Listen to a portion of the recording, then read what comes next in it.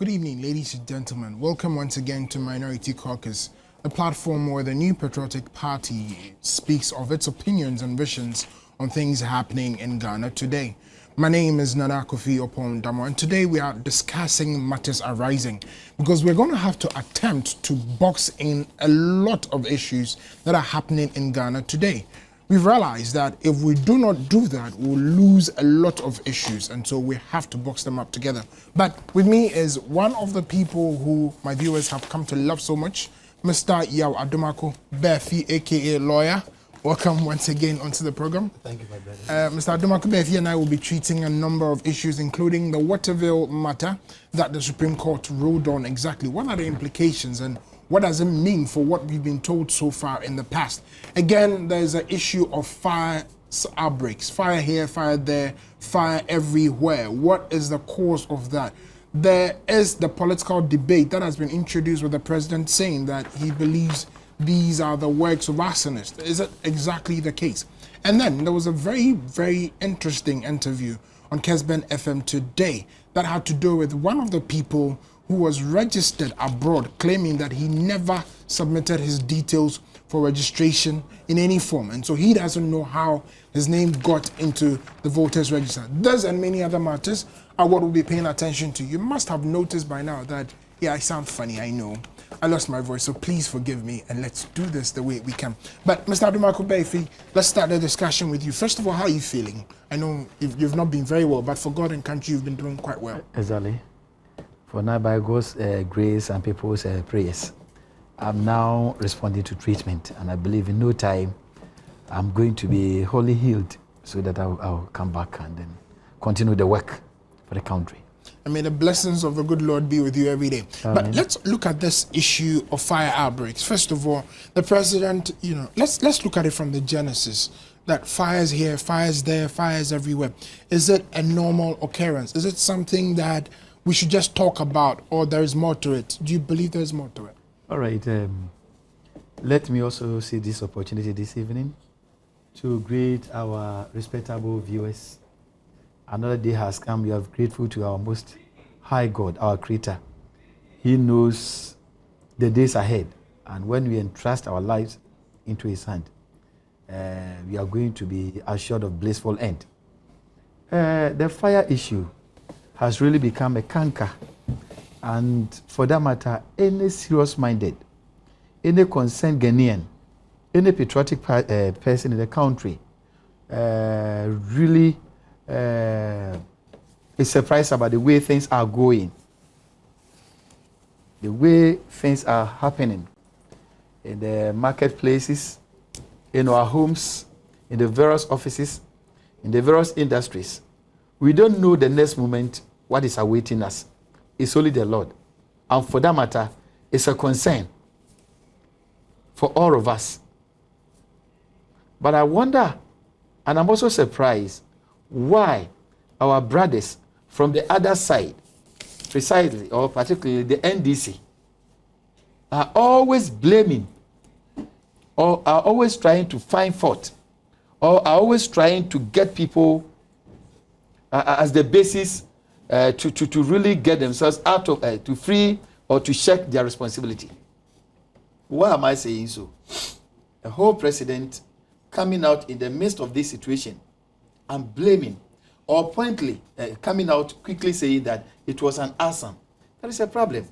And as soon as he said that, some of the NDC communicators and their other smaller groups have also joined the bandwagon, and they are also blaming the opposition, especially the MPP.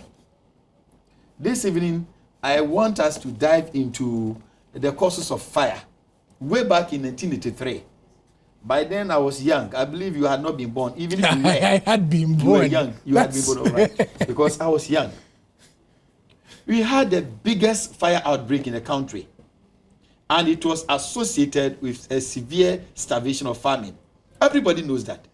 MPP wasn't in power.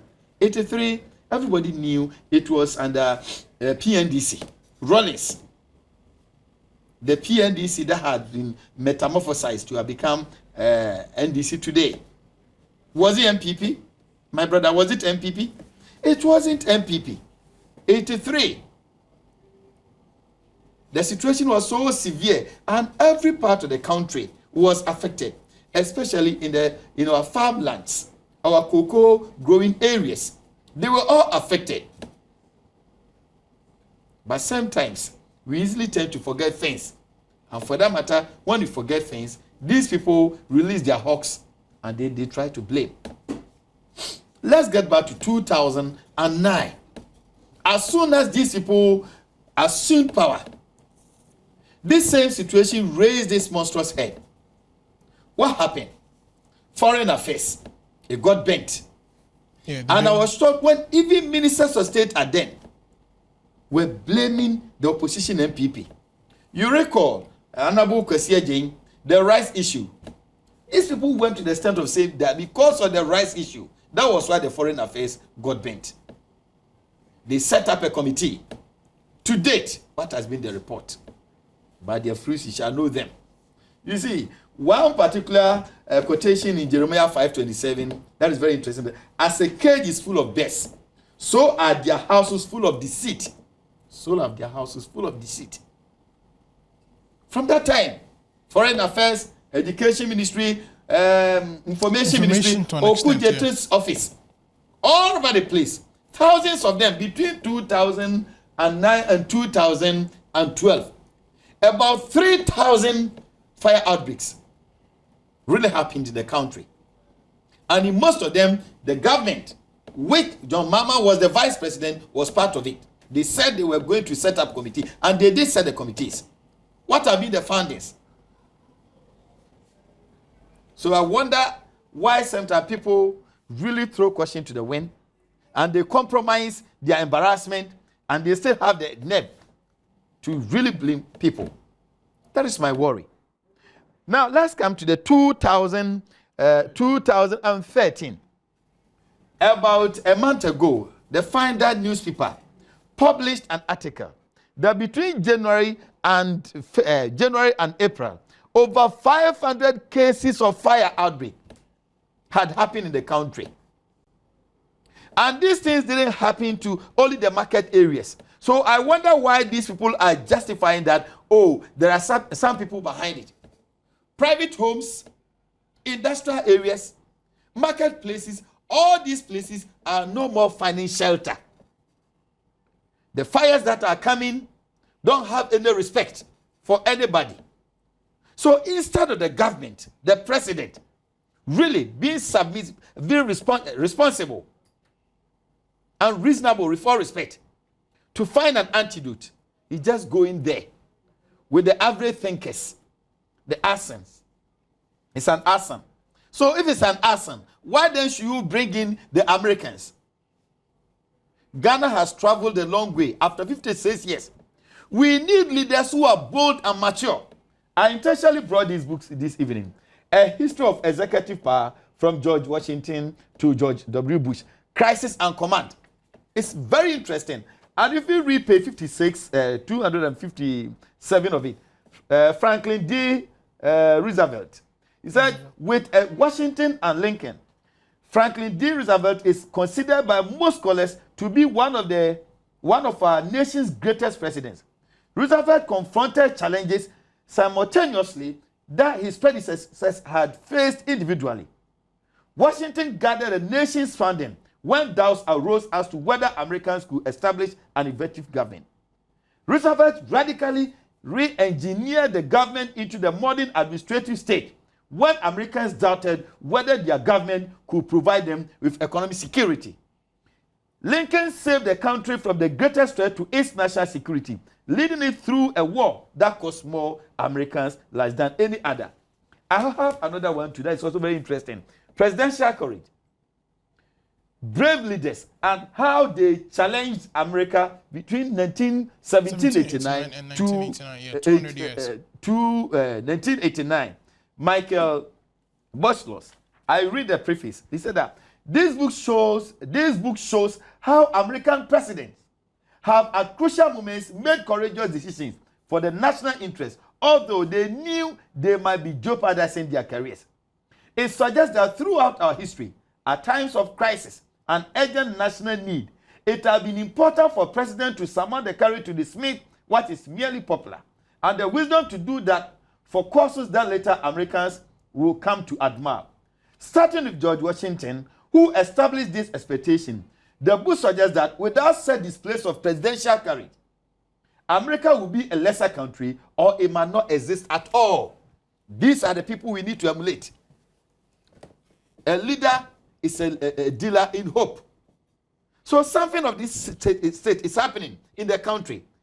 And the only solution our president could offer is to attack people.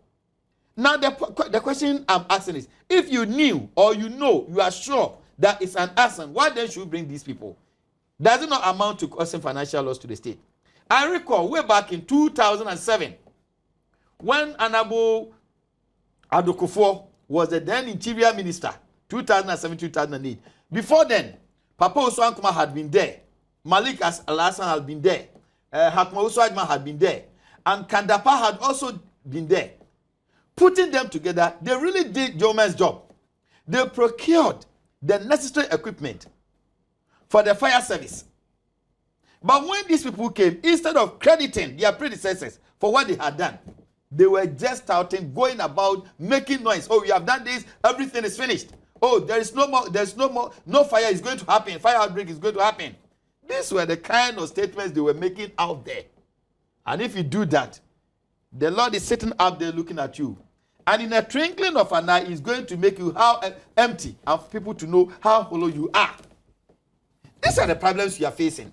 Now let's come back to the markets. These people are saying that the opposition parties are doing that. If we are doing that, about 99% of the areas that have got bent are those areas for the opposition. Now, there's a so are we so senseless that we are going to incur this kind of, we are going to perpetuate this kind of wickedness against all people? There's a very interesting twist to this whole issue of fire, because in about 90% of the fires that have gotten burnt as well, a few weeks before the fire, the markets getting burnt, you find out that there were artist impressions of new markets about to be built that were put advantage places within those markets. A very, very typical and a strange example is the Cantonment market, where as the fire was still raging, the AMA issued a statement that they found an investor who's going to help them build a new market. Before then, Neil Ante van der Poel, the MP for the area, had already said that they were going to reconstruct the market. Today, as I speak, when that of Kumasi occurred yesterday, today, they had a press conference that they were going to reconstruct the market. So does it mean that you had this intent? So you intentionally got it bent.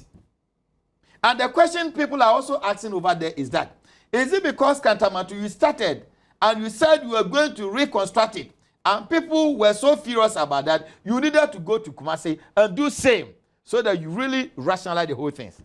Does it not make sense? This logic people are trying to raise out there. You see, it's so interesting. And that they are narrowing it, they are limiting it, they are restricting it to only markets. But as I said, private homes, including that of the former president, Jerry John Rawlings, also got bent. So you shouldn't say that it's only the marketplaces that are being bent. All over the place, fire is engulfing. And our security is now entrusted in the hands of these people. Instead of giving a second thought, instead of being calculative in their approach, that is what they are doing. The fire issue, my brother. And I'm telling you, while the president has really gone out there saying that he suspects an arson, that changes the entire discussion. Yes. The whole formula has been distorted. But let me ask you a question. Then the people, some people outside there are also saying that then it also fits into NDC's description that they are always against education, they are always against businesses, because they know that when education is strengthened, NDC party is going to collapse. Because like the kind of argument they are waging out there, exposing, publicizing their ignorance on this, it's only the weak-minded, the commoners who accept this. And then on the part of the businesses too, look at the way they are treating our business businessmen and women. Cutthroat taxes. And then, what has even, the last one that is even breaking the camel's back is that we are setting the whole thing into fire. And yet they will come and blame us. My brother, let me tell you, I don't want to treat the fire outbreak in isolation. Or as people will be thinking that, oh, it's just a fire outbreak. But 1983, when we had this fire outbreak, 1983, there was a plane crash. 2 occurred in Kumasi. In the same way, you remember, under Mills Mama's administration, it happened. Serial killing. Are we waiting for these people to come again and say that it's the opposition? Between 1999 2000, over 35 women were killed. Yeah, these people were saying that it was the opposition.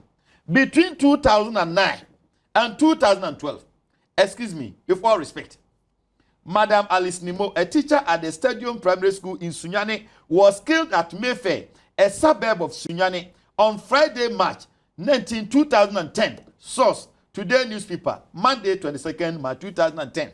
1.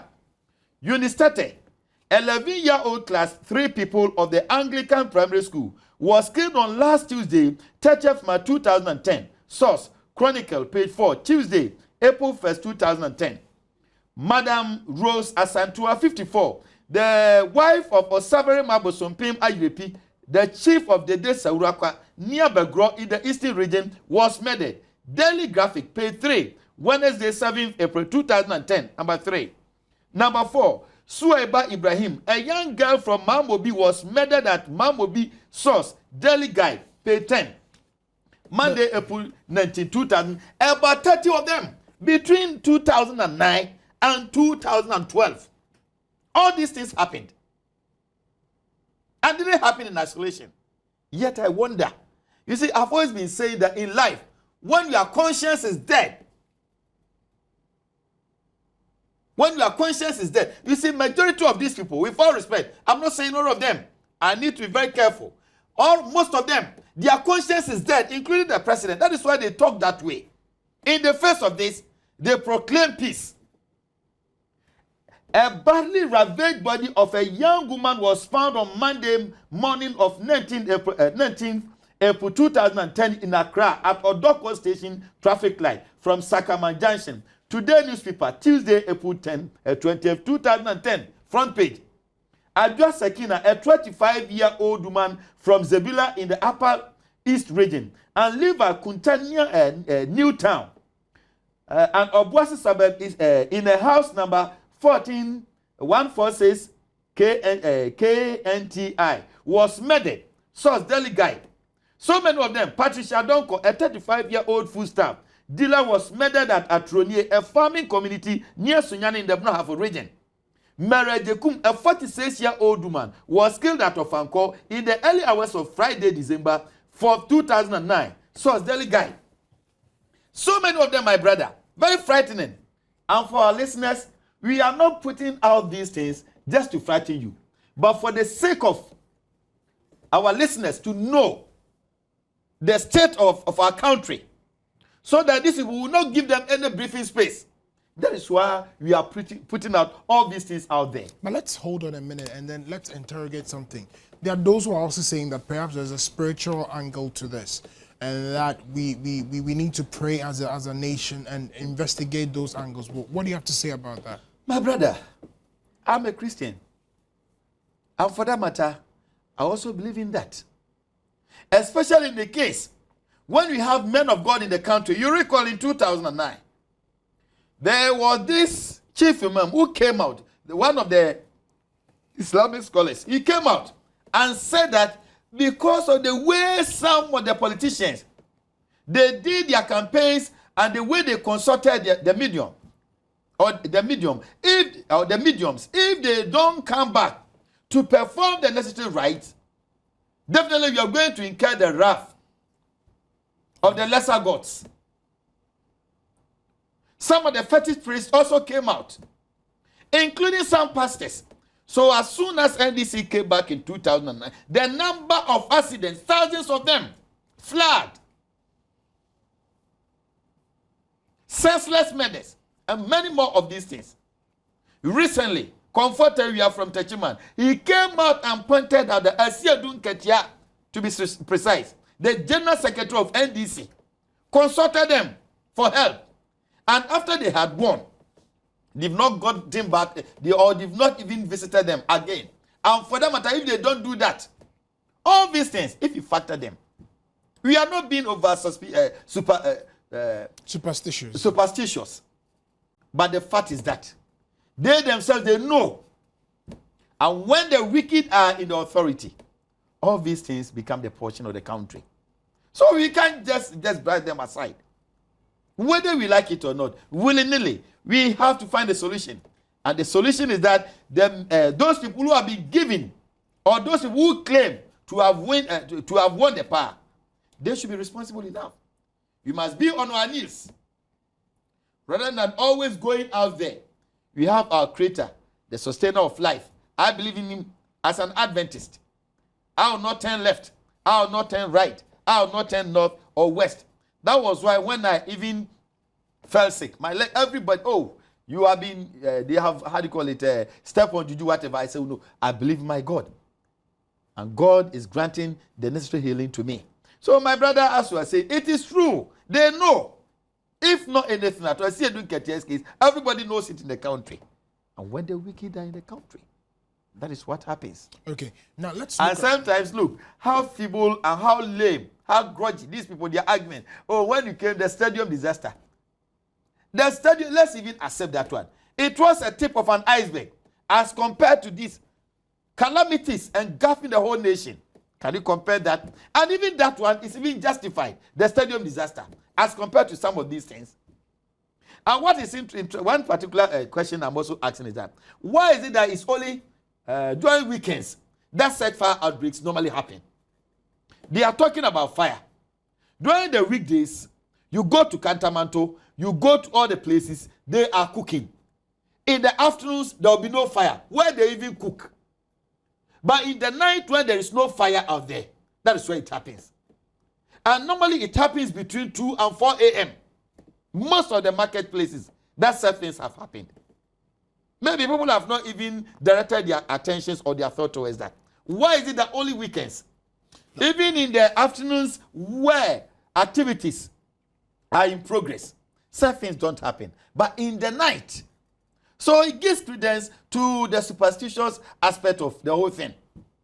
For those who believe in the circadian cycle as well, you might want to address your minds to the fact that between the hours of 2 to 4, that's when the human circadian cycle is at its slowest. And so some of these things may seem to gain some credence at a particular point in time. But going back to the matter, the president has now opened the doors for all of these thoughts and suspicions to come in.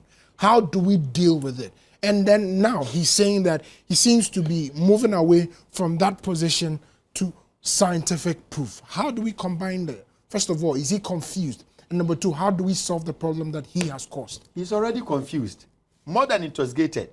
And one philosopher rightly said that to make to muddy politics, or to make gutter out of politics, and later to complain that politics has become dirty, you deserve double incarceration. He really threw the stone first. And if people are also petting it at you, you are now trying to find a place to anchor yourself. No, you bring you back. You see, back to your question, before I get back to your question, look at what happened at Cantamato recently. That of Agogloshi happened. You didn't go there to tell them you were going to resettle them. Even that place, I can say with all authority that under Bechebi, as a tourism minister under John Jekum Kufo, they went for loan from Netherlands to really resettle these people at Ajim Kotoku near Media. Go there and see the road that they have constructed over there. The intent was that they were using the money to rehabilitate them. Amma Benuado, Foswam Pofu, and many more of these co-works. They went there and told them that oh, these people don't like you people. That is why they want to re-establish or relocate you people. Today, what is the fate of these people? And yet, this occurred before that of Cantamanto. This government didn't tell them they were going to be resettled. Even that place is even more serious than that of Cantamanto. And Makola number 2 issue 2. When it came, The president went there and visited them. That of Kantamanto didn't go there. That is the politics NDC is practicing. He didn't go there. And in addition, after even visiting there, he promised them money, and an amount of $2 million or so has been cedis has been given them. Meanwhile, you compare Makola number 2 and Kantamanto, the people who work at Kantamanto, over 30,000. Their contribution to the GDP is more than Makola number 2. I'm not trying to underestimate or really look down upon them. I respect them. But they themselves, those people who are honest and truthful, who admit that what I'm saying is right. You are a parent. You don't discriminate. They are all your children. But when that of Kantamanto happened, you went there and issued fiat that they should just move away. Now this investigation these people are embarking on, you recall that when that of Kantamanto happened, the vice president, by then the president had traveled. The vice president went there. Initially, the impression they created was that he went to the scene, not knowing when he went there, he stood at the Liberty House. So he didn't even go there to assess the situation. And quickly said that a committee was going to be established to investigate. So he said, well, let's give it the benefit of the doubt. My brother, is so interesting that the committee, whether it's going to be set up today or tomorrow, we don't know. But the next day, after that pronouncement had been made, they sent bulldozers over there and really the debris, removed everything. So what will be the source of the investigation you are embarking on? If you know you are not the cause of it, because at least if not anything at all, the debris, the remains over there, could tell. It will help in You went and removed everything there. And the most, how do you call it, unfortunate aspect of it was that even those areas that had not been affected, they started demolishing those areas. By their fruits you shall know them. By their fruits you shall know them. I'll take a break at this stage, and when we come back, I'll open the phone line so you can join in this discussion. Stay tuned.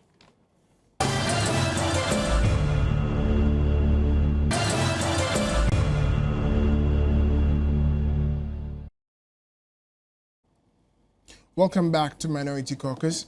On the issue of the Waterville and the Jedman debt scandal, you may all want to recall that Mr. Martin Amido remains the only NDC minister who has been dismissed so far under 5 years of administration, if my memory serves me right.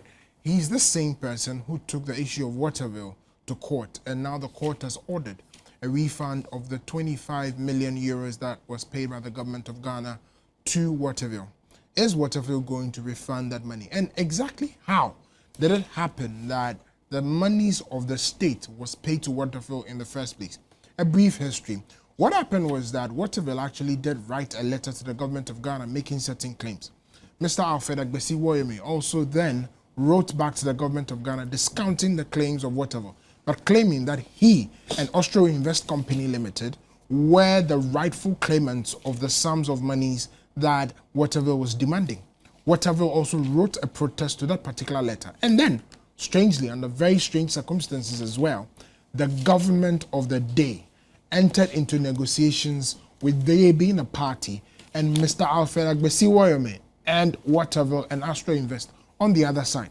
The strangeness of this is that these two parties that were contesting each other were all of a sudden able to find similarities and then move together in a particular way to get what it is that they wanted. The strangeness of this circumstance doesn't end there.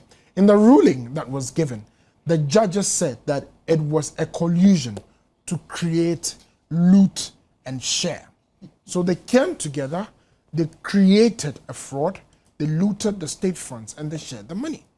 Now, the lawyers involved have been referred, or an instruction has been given, that they be referred to the General Legal Counsel for further action. And guess who some of these lawyers are? Very, very important lawyers that have even been linked to the President of the Republic. Now, you see, the firm of the current Attorney General is also involved in all of this crisis. I'm talking about Litha, Brew & Co. The current Attorney General's firm, private firm, is involved in all of these transactions. How can we, as a nation, be very sure that they are going to be dealing with these things on a fair matter? Mr.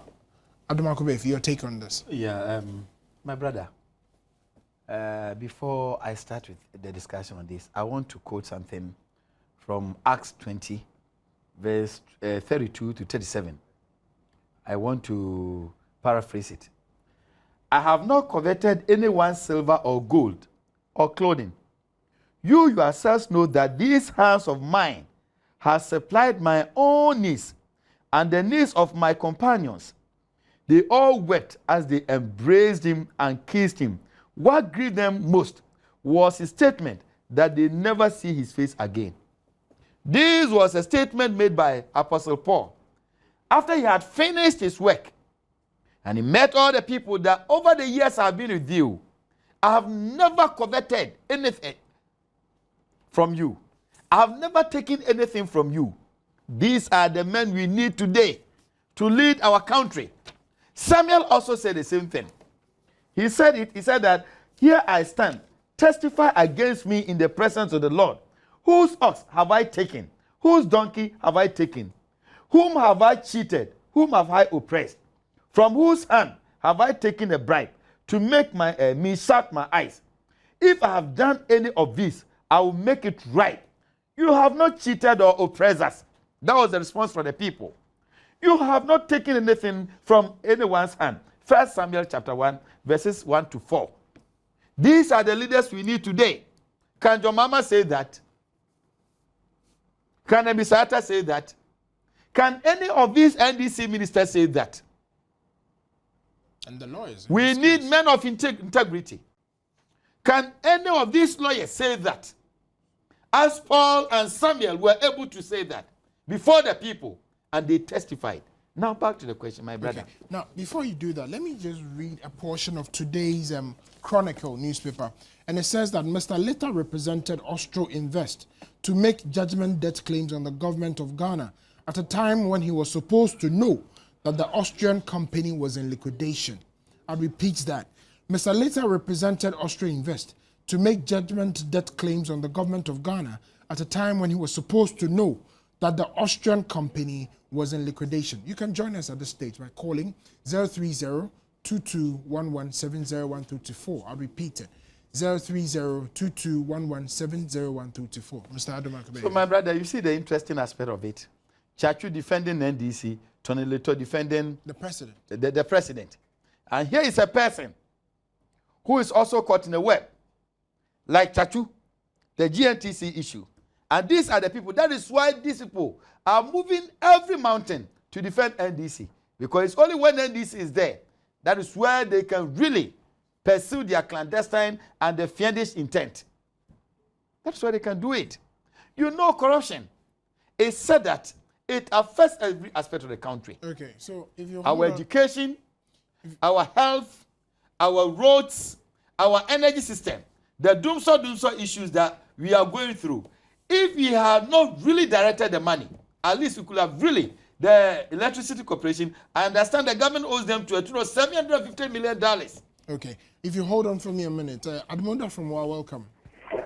Thank you very much, Nana. Good evening. And good evening to Mr. Atumaku. Good evening. We are really enjoying your show. We are very grateful. It's like you are not well. Your voice is not sounding well. I wish you well. And Mr. Atumaku too. But I want to touch on something. You see, these people, I don't know what NDC is made of. You have said it all. These people don't even have the ability to rule this country. That is why all these things are happening. I can't see any logical person saying that somebody would deliberately go and ban a market when you don't know that the market people who are in the market are even NDC or MPP. You cannot shut them. You go and destroy the whole market. And the president is feeding into this and is talking about it. Isn't it unfortunate? That is the immaturity we've been talking about. And thank God that we are ready and waiting for the petition to be heard and the verdict passed. And Nana Akufo-Addo, the only person who can save Ghana, should come and then save us. Because these people are looting and sharing. That is their business. Because the president... Thank you very much for your call. I have Morgan from Mankasim. Morgan, how are you? Unfortunately, I think I've lost Morgan. So, Mr. Adomakabe, if you're making a what point. is even interesting is that when Martin Amidou really sent signal to them, straight away, he was shown the exit. And every member in NDC, including some ministers, castigated this man. Today, after he has won the case, these same people want to join him. Oh, he's done well. That is why I'm saying that most of them, their conscience is, if it's not compromised, then it's totally dead. Okay, welcome, Odikro. How are you doing? Hello, do I have Odikro on the line? Odikro? Okay, you may go back. So, my brother, you see, for me... Hello. Yeah, Odikro, how are you doing? Yeah, Odikro here. Yeah, you may speak. Yeah, I greet you. Hello. I greet you too. Hello, Odikro, you have the floor. Yeah, Odikro. Yeah. I thank you for the disclosure that Mr. Yao Adomaku Bepi is making. You see, these people, I don't know, Ghanaians, some of us are not burdened. When NDC is in power, we should be burdened. You see, I don't know whether some catastrophes and disasters are always associated with the NDC. I can't understand. Can't imagine the kind of accidents unprecedented since 2009, the kind of disasters, fires. I remember my childhood days. We had a certain song, fire, fire, fire down below, oh fire, fire, everywhere fire, mountain top, fire, the forest fire, everywhere fire. Why? So we should be burdened. These people, we must pray that God will remove them through this petition that is at the Supreme Court.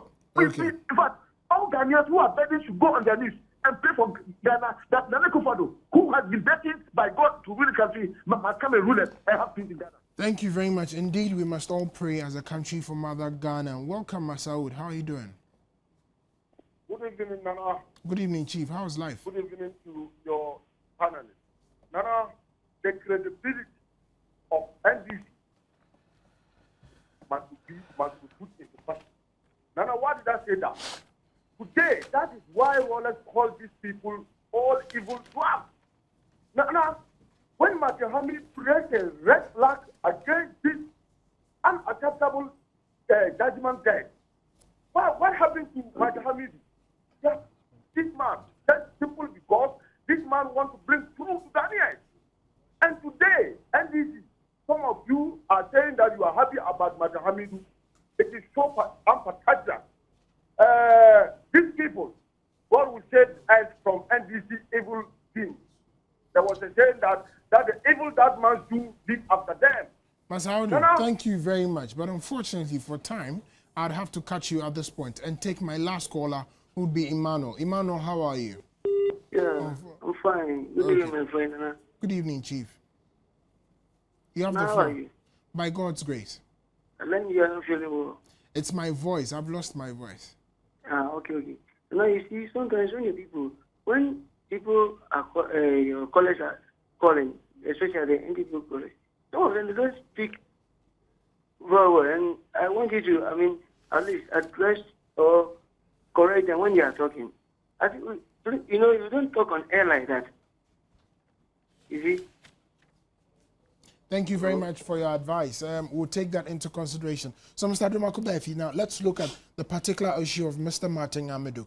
Is it that the NDC actually does reward corruption? Because you remember that Mr. Ebo Batinodro said the government has no case and it should pay out all these monies. Now, it is being said that these monies were paid out fraudulently.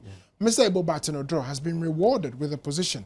He's now the Deputy Speaker of Ghana's Parliament. And Mr. Martin Amadou, the man who stood up to fight against all of these, has been shown the exit in government. But that has been the lot of NDC. Those who told that line are always rewarded. Benjamin Kumbo, the then interior minister, shot his own vehicle and really went out to say that he has been attacked by armed robbers. Today, he is the majority leader. My brother Muntaka, you know the Muntaka saga. Today, he is the majority chief whip. And many more offset cases of a free young crime. Those people, they have been elevated. They have been given prominent positions out there.